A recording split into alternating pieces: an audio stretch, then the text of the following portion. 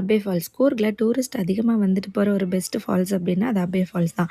So Abe ஃபால்ஸ்க்கு நீங்கள் June to செப்டம்பரில் போனீங்க அப்படின்னா வாட்டர் லெவல் ஹெவியாக இருக்கும். ஆனால் அந்த வியூ பார்க்குறக்கு ரொம்பவே அழகாக இருக்கும். இதுவே நீங்கள் அக்டோபர் டு டிசம்பரில் போகிறீங்க அப்படின்னா வாட்டர் ஃபால்ஸோட லெவல் வந்து மீடியம் லெவலில் இருக்கும். ஸோ கண்டிப்பாக நீங்கள் வந்து அக்டோபர் டு டிசம்பர் நீங்கள் ப்ரிஃபர் பண்ணலாம், இல்லை ஜூன் டு செப்டம்பர் நீங்கள் ப்ரிஃபர் பண்ணலாம். ஸோ இங்கே டைமிங்ஸ் பார்த்தீங்கன்னா morning 9 AM to 5 PM and entry ticket பார்த்தீங்கன்னா ₹20. ஸோ மார்ச் டு மேல கண்டிப்பாக போயிடாதீங்க. அண்ட் நெக்ஸ்ட் நாங்கள் போன பிளேஸ் ராஜா ஸ்டோம். ஸோ ராஜா ஸ்டோம் அப்படிங்கிறது ஒன்றும் இல்லை, ராஜாவின் கல்லறை.